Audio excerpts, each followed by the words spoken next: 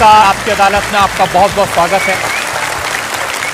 आपकी अदालत में हम ऐसे लोगों को इनवाइट करते हैं जिनको लेकर जनता के मन में उत्सुकता रहती है, जिनसे लोग सवाल पूछना चाहते हैं, जिनके बारे में लोगों के मन में क्यूरियोसिटी होती है।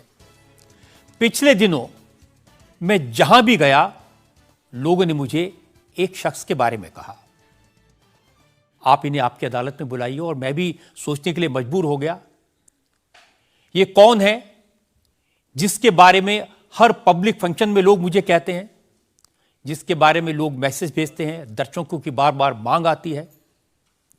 पता किया, इनकी सोशल मीडिया पर काफी फॉलोइंग है।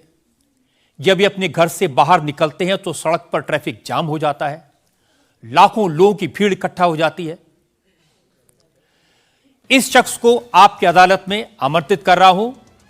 प्लीज वेलकम बागेश्वर धाम के प्रमुख धीरेन्द्र कृष्ण शास्त्री।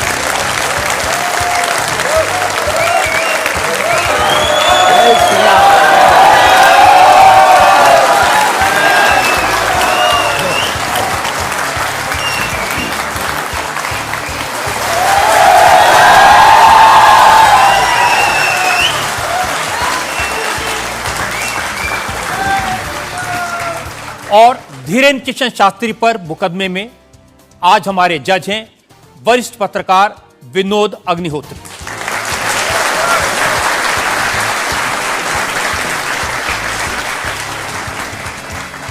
इससे पहले कि मुकदमा शुरू करें, इल्जामात सवालात का सिलसिला शुरू करें, आज के जज विनोद अग्निहोत्री की इजाजत चाहेंगे आज की कार्रवाई शुरू करने के लिए।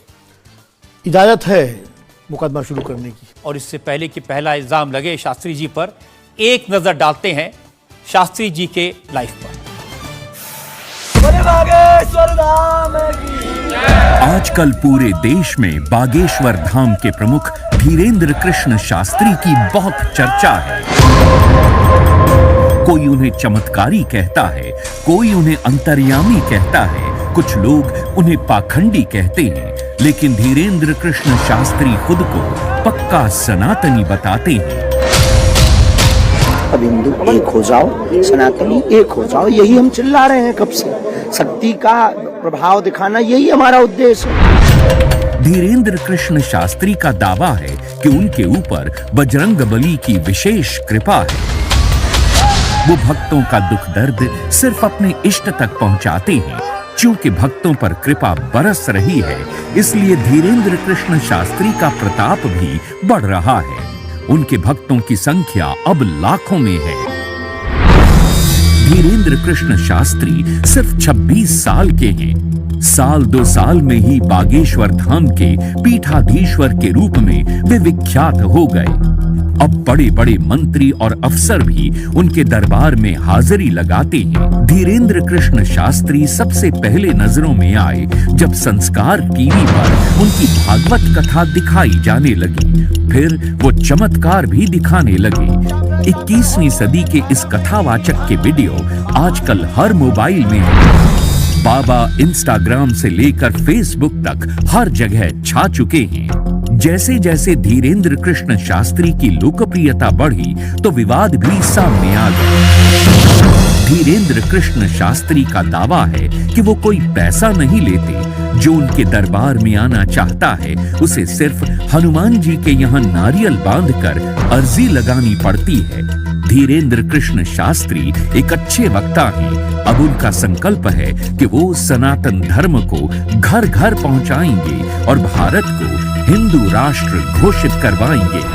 आपकी अदालत में धीरेन्द्र कृष्ण शास्त्री अपना मुकदमा खुद लड़ेंगे। तो आइए शुरू करते हैं आज का मुकदमा। आपकी अदालत में पहला इल्जाम धीरेन्द्र कृष्ण शास्त्री पर। आपकी अदालत में बागेश्वर धाम के प्रमुख धीरेन्द्र कृष्ण शास्त्री पर आरोप है कि ये पब्लिसिटी के लिए स्टंट करते हैं। शास्त्री जी, बहुत सारे लोगों ने मुझे कहा कि आपको आपकी अदालत में बुलाएं। सोशल मीडिया पर आपकी मैंने देखा बहुत लंबी चौड़ी फैन फॉलोइंग है, 40 लाख लोग आपको फॉलो करते हैं। बहुत सारे वीडियोस मुझे लोगों ने भेजे। आप सड़क पर निकलते हैं तो चारों तरफ भीड़ लग जाती है। तो एक वीडियो मैं जनता को दिखाना चाहता हूं जो आपके लोगों ने मुझे भेजा है।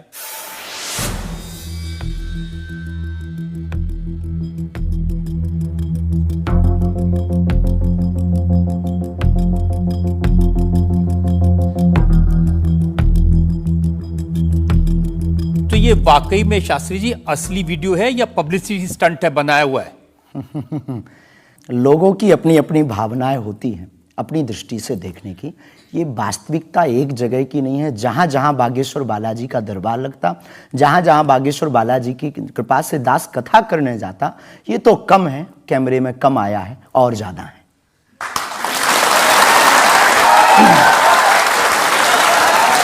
लेकिन 26 साल की उम्र में इतनी चर्चा, इतनी पब्लिसिटी, ऐसा क्या है आप में? जिसका गुरु बलवान होता है, चेला पहलवान होता है।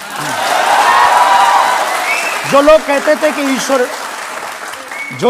थे ईश्वर नहीं होते या भगवान नहीं होते, हमारी दृष्टि में इस छोटे से गांव से, गढ़ा गांव मध्य प्रदेश के बुंदेलखंड में एक छोटा गांव गढ़ा है। गढ़ा में रहने वाला एक छोटे परिवार का बालक धीरेन्द्र कृष्ण अगर यहां तक पहुंच सकता है बालाजी की कृपा से, तो भारत का प्रत्येक व्यक्ति भगवत कृपा से कहीं भी पहुंच सकता है। आपने ये नहीं बताया कि यहां तक कैसे पहुंच गए हैं। ये जो लोग हैं, जो फॉलो करते हैं, जो आपके बारे में इतनी बातें करते हैं, ये क्यों करते हैं? क्या है आप में? बागेश्वर बालाजी की कृपा वो सब पर है। लेकिन आप अगर कहेंगे, क्योंकि आपसे जीतना तो बड़ा मुश्किल है, हम पहले आपको साफ कर दें कि चूंकि आपका नाम तो रजत शर्मा जी है, लेकिन हम आपको दयालु नाम से, क्योंकि हमारी भारतीय परंपरा में बड़ों का नाम नहीं लेते, तो हम आपको दयालु कहकर संबोधित करेंगे, अगर बुरा ना लगे तो। नहीं, आप कुछ भी करिए। वैसे हम आपके यहाँ आज मेहमान हैं, तो ये हमारा अधिकार भी है। तो दयालु जी, हमारे ऊपर, सबके ऊपर बागेश्वर बालाजी की कृपा है, लेकिन हमने अपने गुरुदेव की जो चरणों की सेवा की, उस सेवा के माध्यम से ऋषि परंपरा की जो मंत्र विधा हमको प्राप्त हुई है, वो हमारे पास एक ऐसी अनूठी है जिससे पूरा विश्व की मंगल कामना भी करते हैं। पूरा विश्व अपनी समस्याओं के समाधान के लिए गुरु के नाते बागेश्वर धाम चला आता है। शायद इसीलिए लोग हमारे पास आते हैं। मैंने तो ये देखा कि जब से आप संस्कार टीवी पर आना शुरू हुए और लोगों ने आपके प्रवचन सुने, उसके बाद लोकप्रियता बड़ी तेजी से बढ़ने लगी। हाँ, ये कह सकते हैं माध्यम है, परंतु देखो साधन है, साध्य नहीं। दरबार 3 पीढ़ी से लग रहा, हमारे दादा गुरुजी भी लगाते थे, हम भी 11 साल से लगा रहे हैं। नजर आपकी आज पड़ी है अब इसमें, और हमें ये लगता है कि इसमें ये हमारी गलती नहीं है, देखने वाले की गलती है। बड़ी देर से देखा है हमें, हम तो पहले से ही गुरु कृपा से चमकदार थे। मुझे तो लग रहा है बहुत जल्दी देख लिया आपको, भी तो आपकी उम्र ही कुछ नहीं है। हम उस परंपरा से हैं, जब 5 वर्ष की अवस्था में ध्रुव जी लीला कर सकते हैं, प्रहलाद जी लीला कर सकते हैं, तो हम 26 साल में क्यों नहीं लीला कर सकते? तो आपने क्या क्या लीलाएं की हैं? कोई ऐसी लीला नहीं की जिसमें हम फंसे, लेकिन आपकी अदालत में आए हैं, और आपके उसमें आप जो कह रहे हैं, तो हमारे जीवन में गुरु कृपा से जो किया, सब सनातन के लिए किया, और केवल सनातन के लिए करें। लीला का मतलब ये, हम कोई ईश्वर नहीं है, हम कोई भगवान नहीं है। साधारण जैसे ये इंसान है, वैसे हम मानव हैं, हम में कोई अलग नहीं है। बस हमने अपनी परंपरा को ठीक से जाना, ये अलग है। आप जब स्कूल में पढ़ते थे तो जैसे बाकी छात्र होते हैं ऐसे ही थे लगभग, और मास्टर जी कहते थे ये स्कूल में ना आए तो अच्छा, इतना शरारती है? हाँ, उपद्रवी तो थोड़ा थे, क्योंकि हम जाते थे तो एक तो बहुत कम जाना होता था, लेकिन बहुत गंभीर और सौम्य भाव से हम जाते थे, और लोगों की भावनाएं हमारे पास रहती थी। चूंकि हमारे दादा गुरु का नाम बहुत प्रसिद्ध था, तो दादा गुरु के कारण लोग हमको भी प्रेम देते थे, स्नेह देते, दुलार देते। हमारे दादा गुरु जी को हनुमान जी का 2 बार साक्षात्कार हुआ, ऐसा हमने माना, और उनके अनुयायियों ने माना। तो हम जब स्कूल में जाते थे, तो बचपन से ही बड़ी कृपा थी, तो लोग, बच्चे हमारे पास आते थे, सब क्लासें एक साथ हो जाती थी, 9वीं 10वीं 8वीं सब एक हो जाती थी, जिसमें हम बैठते थे। अच्छा महाराज जी बताइए हमारी कितनी परसेंटेज बन रही है? तो हम, वो बचपन, उस वक्त ऐसा भाव रहता था दिखाने का। अब तो बहुत गंभीर हो गए, लोगों ने कह करके हमें बड़ा गंभीर बना दिया, तो वो भाव रहता। अच्छा ठीक है तेरी प्यारे 56% बन रही, और मेहनत कर, 60 हो जाएगी। तो नहीं, कौन हनुमान जी बताते थे कितनी परसेंटेज है? गुरु प्रेरणा हमसे कोई शक्ति बात नहीं करती है, कोई सामने नहीं हमारे पास बैठती है, हमें तो अनुभव होता है, प्रेरणा होती है, जो ऋषि परंपरा में प्रेरणा है, जो हमारे भारत में अनेकानेक महापुरुष, तो हमको प्रेरणा लगती है, ऐसा अनुभव होता है कि ऐसा होगा, जैसे हमें प्रेरणा लग जाती है कि ऐसा होगा, वो हम लिख देते हैं और इष्ट कृपा से और अपने इष्ट के प्रति आस्था से वो बात सत्य निकलती है। हमारा जीवन भी बड़ा अभाव से गुजरा। एक छोटी झोपड़ी रहती थी, वो भी झोपड़ी, कच्ची झोपड़ी, उसमें पिताजी रहते थे, हमारी माँ, हमसे छोटी बहन और उससे छोटा भाई, 5 लोग उसमें रहते थे। उसी में भगवान को स्थान था। दादा गुरुजी निर्मोही अखाड़ा से साधु थे, तो उन्हें परिवार से ज़्यादा मतलब नहीं था। तो बड़ा अभाव में गुजरा हमारा जीवन, बहुत विचित्र स्थितियों में गुजरा। लेकिन अभाव ने प्रभाव की महिमा बताई और आज प्रभाव ने हमें अभाव की महिमा बताई। तो आप कह रहे हैं कि जब छात्र थे तो साधारण छात्र थे, जैसे बाकी बच्चे होते हैं, वैसे आज घर परिवार वैसा था जैसे बाकी लोगों का होता है। कोई नई बात नहीं, कोई ऐसा, हम कोई ईश्वर नहीं है, हम संसार से कोई अलग से ब्रह्मा जी की फैक्ट्री से सेट नहीं भये। हम जैसे दुनिया है वैसे हम हैं। बस गुरु परंपरा और हनुमान जी की कृपा क्या होती है, शायद हनुमान जी ने और गुरु ने हमको चुना ये ललकार कर बताने के लिए, हमें लगता है हमारा। इस देश में तो बहुत सारे लोग हैं जो हनुमान जी के भक्त हैं, करोड़ों लोग। हाँ, मंगलवार को, शनिवार को मंदिरों में जाते हैं, व्रत रखते हैं, प्रसाद चढ़ाते हैं। तो हनुमान जी ने आपको क्यों पकड़ा? कुछ ज्यादा ही घनिष्ठता होगी हमारी, उनको ज्यादा मोहब्बत हम पर आई होगी। लेकिन इस करोड़ों लोगों में हनुमान जी के लाखों भक्त हैं, उन्होंने अपने लिए मांगा और हमने पूरी विश्व के लिए मांगा। इसीलिए हमें लगता है कि हम में और बाकियों में अंतर है। देखिए, आपने क्या मांगा, इसके कुछ वीडियोस मैंने देखे हैं। वाह। आप लोगों से कह रहे हैं कि आपके पास जितना चाहे दान दे दो, अपना मकान दे दो, फ्लैट दे दो, बंगला दे दो, घोड़ा दे दो, गाड़ी दे दो, सोना चांदी, बैंक, एफडी, मंगलसूत्र, अंगूठी, लुगाई लड़का छोड़ के सब मुझे दे दो। ये हमारा डिस्क्लेमर रहता है दरबार के पहले का। लोगों को जो भावनाएं रहती हैं कि गुरु परंपरा के लोग और साधु लोग दरबार इसलिए लगाते हैं, भगवान को इसलिए रखते हैं कि ये कमाई का जरिया बनाते हैं। और हमने अपने दरबार में बैनर लगा करके, वो माइक पर ठोक करके बोलते हैं कि यहाँ किसी भी प्रकार का शुल्क, फीस, दक्षिणा नहीं लगता। पर अगर तुम शिष्य मानते हो अपने आप को और हम गुरु हैं, तो गुरु परंपरा के नाते अगर कुछ भी तुम दे दो, अगर आप भी इंडिया टीवी का ये हाउस हमारे नाम करें, हमें कोई दिक्कत, हमें कोई दिक्कत, और लेते भी हैं। लेना बुरा नहीं है, उपयोगिता बुरी है, लेकर के उसका सदुपयोग करते या दुरुपयोग करते। हम लेते हैं, कोई अगर देता है तो स्वीकार करते गुरु के नाते। हम उस परंपरा से हैं जहां अंगूठा तक दान गुरु को दे दिया जाता है, हम भी लेते हैं। कितना कितना कमा लेते हैं? हमारी तो कोई फिक्स कमाई नहीं है, क्योंकि हमारी कोई कंपनी या बिजनेस नहीं है। कोई चढ़ा जाता है, हमारे पास करोड़ों सनातनियों का प्यार, लाखों करोड़ों लोगों की दुआएं, हजारों संतों का आशीर्वाद, इतनी कोई हमारी हिसाब कमाई किताब तो रखता होगा ना कि कितना पैसा आया। जितने सनातनी उतनी कमाई, हिसाब आप लगाओ।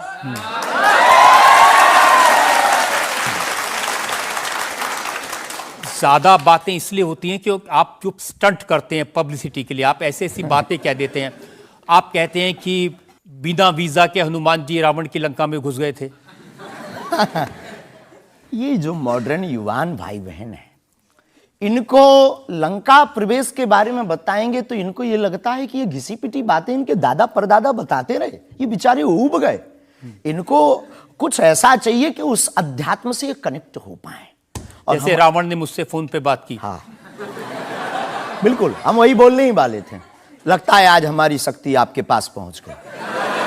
तो हमें आपको समझाना है, रावण से फोन का बात का मतलब सबके अंदर रावण बैठा है। कोई ऐसा दुनिया में नहीं जो गलत कृत्य देख रहा, गलत कर रहा और सच जानते हुए चुप है, वो रावण की दृष्टि का आदमी। तो हनुमान जी लंका गए, इसको इन युवानों को कैसे जोड़े? इन्हें तो वीजा, पासपोर्ट, फॉरेनर ये शब्द पता है। तो इनसे कनेक्ट करने के लिए हमारा अध्यात्म इतना विशाल और इतना अथाह है कि उसमें कुछ भी आप डाल दो वो आप सोच रहे हैं कि आपको अध्यात्म पता है, इनको नहीं पता। इस देश ऐसा की नहीं जनता हमने को कहा। आपसे ज्यादा अध्यात्म पता है। ऐसा हमने नहीं कहा। हमें अपने हिसाब का पता है, उन्हें अपने हिसाब का, वो अपने में श्रेष्ठ हैं, हम अपने में अब जो कोशिश कर रहे हैं विद्यार्थी। हमने ऐसा कभी नहीं कहा कि हम श्रेष्ठ हैं, और ये आरोप हमें नहीं लगता कि ठीक है। आपका ये कहना कि मेरे पास एक गधा है जिसमें वाईफाई है और वो प्लेन में भी वाईफाई चलता है, ये मजाक की बातें नहीं है। लोगों की दृष्टि से, भावनात्मक दृष्टि से देखा जाए तो ये बहुत गहरा विषय है। मजाक की दृष्टि से अगर कोई देखेगा तो देखो, जाकी रही भावना जैसी प्रभु मूलत देखी तिन तैसी। भगवान की कोई लीला को सिर्फ रास लीला को उठाते हैं, लेकिन हम तो महाभारत भी उठाते हैं। तो अपनी अपनी दृष्टि है, हम ये मजाक में नहीं कहते। हम उनको बताना चाहते हैं कि हमारे देवी देवताओं से जो हमारे इष्ट की परंपरा की जो निशानी है वो अगर नज़दीक रहे, गुरु की निशानी अगर नज़दीक रहे, माता पिता की बातों की निशानी नज़दीक रहे, तो बेटा कभी गलती नहीं करेगा, वो चार चांद लगाता रहेगा। शास्त्री जी, इसको कहते हैं आप अंधों के शहर में आईना बेचने की कोशिश कर रहे हैं। ऐसा हमारा भाव नहीं है, अपितु हमारा भाव ये है कि उस केवल वाईफाई को हम बताते नहीं, उसकी महिमा भी बताते हैं, और दरबार में आने वाले लोगों को उसकी महिमा का अनुभव भी कराते हैं। तो फिर वो जो बात मजाक की है ना, वो फिर अध्यात्म, आस्था, ईश्वर से जुड़ करके नास्तिक भी आस्तिक बन जाता है। देखिए, आपको भोले भाले लोगों को बताना चाहिए कि भाई ये मैं मजाक में कह रहा हूं, विनोद हम कहते है, भी हैं। और ये मैं ये असल हम में बहुत कह बार बोलते हैं, विनोद हम कर रहे हैं, हम बहुत बार बोलते हैं। अब कोई हमारे विनोद को सीरियस ले ले तो वो उसका निजी अनुभव है। तो अब मैं लोगों को बता दूं कि एक बार बगैर टिकट पकड़े गए थे आप रेलवे में।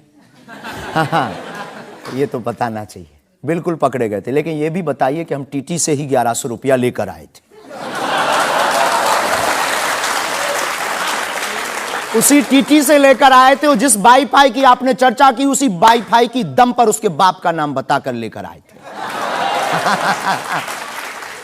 इसी तरह की बातें कह के ऐसे दिखाते हैं जैसे चमत्कार कर दिया, जैसे मेरे ऊपर हनुमान जी की बहुत कृपा हो गई, मैं भविष्यवक्ता हूं, और फिर जो भोले भाले लोग हैं वो प्रभावित हो जाते हैं। हमने कभी एक नहीं दावा किया कि हम चमत्कारी हैं। आज भी आपकी अदालत में हम कहते हैं कि हम कोई चमत्कारी नहीं है, हम कोई ईश्वर नहीं है, हम कोई महात्मा नहीं है, हम एक आम इंसान हैं। लेकिन हमारी अपने इष्ट की प्रति आस्था, ऋषि परंपरा के प्रति आस्था है, जो महर्षि वाल्मीकि से पत्र दरबार की महिमा चली है, उस महिमा का हम अनुकरण करते हैं, और उस आस्था में उलझनों में का रास्ता मिल जाता है, तो उसे आप चाहे चमत्कार मानिए, अथवा फिर आप अपनी बुद्धि से जो जिसने जो जाना वो हमें माना। देखिए शास्त्री जी, बहुत सारे ऐसे लोग हैं, गरीब हैं, परेशान हैं, बीमारियों से थके हारे हैं, डॉक्टर से आशा छूट जाती है, हॉस्पिटल से आशा छूट जाती है, वो आपके पास आते हैं, वो सोचते हैं यहाँ इलाज मिलेगा। किसी का बच्चा बोल नहीं सकता, किसी का बच्चा चल नहीं सकता, वो लोग बड़ी आस्था विश्वास लेके, जो मैंने जानकारी हासिल की, वो आते हैं, सोचते हैं कि यहाँ से शायद उन्हें कोई रास्ता दिख जाएगा, और उन्हें मिल जाता है। जो आते हैं श्रद्धापूर्वक आते हैं। देखो, जिंदगी में अगर वो परेशान है और डॉक्टर से परेशान होकर के या कहीं से भी निराश होकर के आया और उसे कुछ मिले ना मिले, हम ये तो नहीं कहते, जिसकी जितनी निष्ठा उसको उतना हमारे बागेश्वर बालाजी के दरबार में मिलता है। और अगर नहीं मिलता, अगर उसे जीवन जीने की अगर डांडस और सात्तावना मिलती है, तो क्या ये भी कम है? बिना पैसों में, बिना दक्षिणा दिए, बिना कुछ लगे अगर हनुमान जी से जुड़ रहा, अगर वो प्रभु से जुड़ रहा, अगर उसे जीवन जीने में 4 दिन की जिंदगी है, डॉक्टर ने कह दिया तो मर जाओगे, लेकिन बागेश्वर धाम के नाम से उसके चेहरे पे मुस्कुराहट है कि मेरा हारे का सहारा है, तो अगर ये मुस्कुराहट उसके चेहरे पर आती, इससे किसी को गुस्ताखी क्यों? देखिए, अगर बागेश्वर धाम आने से लोगों का इलाज हो जाता है, तो फिर आपको कैंसर हॉस्पिटल बनाने की क्या जरूरत है? यही तो हम बताना चाहते हैं कि दुआ और दवा दोनों आवश्यक है। हमने ये नहीं कहा कि हम डॉक्टरों के खिलाफ हैं। अब मैंने पूछ लिया तो आपने दवा ऐड कर दिया उसमें। नहीं, हमने औषधालय बागेश्वर धाम पर खुलवाया है, और मंदिर के समीप खुलवाया है। वहां पर ग्राम पंचायत का भवन है, वहां पर आयुर्वेदिक औषधालय है। दुआ और दवा मतलब नीचे दवा है, और वहां ठीक नहीं हुए तो दुआ के लिए चढ़ जाओ मंदिर पर। दोनों काम करेगा, ठीक है। और ये कोई नई बात नहीं है, हमने ऐड नहीं की, डॉक्टर खुद ऐड करता है, ऑपरेशन करता है, जब ठीक नहीं होता तो वो भी कहता है तुम भी प्रार्थना करो। लेकिन ये सही है कि जिस इलाके में आप हैं उस इलाके में बहुत सारे ऐसे लोग हैं जो इसी तरह पर्ची निकालते हैं, जो इसी तरह दुआ की बात करते हैं। पूरे भारत में ऋषि परंपरा के अनेक लोग हैं, बहुत लोग तो नहीं कह सकते, पर अनेक लोग पूरे भारत में हैं। और केवल हमारे इलाके में नहीं, पूरे भारत में। हमारे इलाके में बागेश्वर बालाजी की महिमा और दादा गुरुजी के पास दरबार से, कृपा से बहुत से महापुरुष और भी। मैं बताता हूँ, एक लवलेश नाम के गुरुजी हैं, 20 साल की उम्र है, और वो भी इसी तरह से पर्ची निकालते हैं। वो भी इसी तरह से। हम कभी ऐसे मिले नहीं, इस भाव से हमारा कभी मिलना नहीं हुआ, और इस विषय पर उनका निज मत हो हम कह नहीं सकते, ईश्वर जाने। नहीं, मत तो पता नहीं, उनके ऊपर रेप का इल्जाम है और वो जेल में है, कह नहीं सकते। तो उस एरिया में ऐसे और भी बहुत सारे लोग हैं। अभी हम अर्जी लगाने के हिसाब से घूमे नहीं हैं। आप कहो तो इस बार जाकर के घूमेंगे कितने लोग हैं। अभी तो हमें एक पता है, छतरपुर जिले में एक गढ़ा गांव है, वहां बागेश्वर धाम है, वहां सदगुरु सन्यासी बाबा से परंपरा चली दरबार की, आप भी आइए। ये बात सही है कि देश में बहुत सारे ऐसे लोग हैं जो कहते हैं हमारे पास सिद्धि है। एक जयपुर में है, उन्होंने बताया कि मैंने कर्ण पिशाच को साधा हुआ है, और वो भी किसी की भी डेट ऑफ बर्थ बता देते हैं, किसी के परिवार वालों का नाम बता देते हैं। हमारे पास ऐसी कोई सिद्धि नहीं, ना हमने ऐसी कोई साधना कर रखी है। हमारे पास सिर्फ अपने इष्ट पर, हनुमान जी पर भरोसा है, जो अष्ट सिद्ध नवनिधि के दाता हैं। ना हम कोई डेट बताते हैं, ना हम कोई नाम बताते हैं, और अगर उनकी कृपा से पता चल जाए तो कोई बुरी बात नहीं। जनता में जो लोग सवाल पूछना चाहते हैं। आमतौर पर क्या होता है कि संत का नाम आते ही हमारे माइंड में एक इमेज बनती है कि गाड़ी होगी, बहुत ही जो उनकी वेशभूषा होगी बहुत ही सिंपल और सरल होगी, लेकिन आपकी वेशभूषा देख के, टोपी देख के लगता है एकदम कलरफुल रहता है। आपकी दुनिया ही रंगीन है तो साधु को भी रंगीन होना चाहिए। बहुत बढ़िया, बहुत बढ़िया। जब 7 रंगों की भरी दुनिया है माय डियर सिस्टर, 7 रंगों से भरी दुनिया है, तो मुझे क्या दिक्कत है। और हम कोई साधु नहीं, हम कोई महात्मा नहीं, ना हमने चोला ले रखा है। हम एक वर्ण व्यवस्था की बात नहीं करेंगे, हम एक गुरु के शिष्य हैं और आम इंसान हैं। और अगर कोई सरनेम पूछे तो हम शुक्ल वंशीय सरयू पारी ब्राह्मण है। तो जो 7 ब्राह्मणों की वेशभूषा है वो हमने धारण की, गुरु के नाते हमने ये पादुका अपनी एक परंपरा को निर्वाहन करने के लिए धारण की। और टोपी कोई आया तो दे गया, अगर आप कुछ दो बहन हमें तो वो भी स्वीकार है। आप चाहो तो कुछ हमें पहनने को दे सकते हो, हम पहन लेंगे। एक वेबसाइट ने लिखा कि ये जो टोपी पहनते हैं ये पहनाने वाले से भी कुछ गुरु दक्षिणा लेते हैं, जो कपड़े पहनते हैं, जो कपड़े जिसके दिए पहनते हैं उससे भी कुछ पैसा लेते हैं। आज तक ऐसा कोई मिला नहीं है, खोज जारी है। किसी ने हमें आज तक दक्षिणा नहीं दी टोपी पहनाने के नाम पर या कपड़े पहनाने के नाम पर। हम तो राह चलते कोई मिल जाता है तो उसका पहन लेते, अपना दे देते हैं। हम तो साधु उस परंपरा के हैं, उस परंपरा के। लेकिन अच्छे लगते हैं आपको ये रंग बिरंगे कपड़े? बहुत आनंद आता है। क्या दिक्कत है साहब? किसी को दिक्कत है वो हमसे ज्यादा रंगीन पहने। एक शायर ने कहा कि जो खानदानी रईस हैं वो मिजाज रखते हैं नर्म अपना, आपका लहजा बता रहा है आपकी ये दौलत शोहरत नई नई नहीं।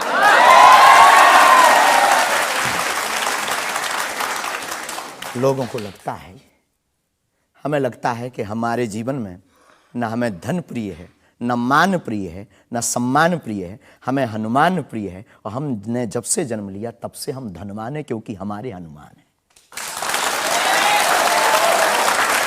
और दुनिया का प्रत्येक हनुमान भक्त धनवान है जिसके जीवन में हनुमान है।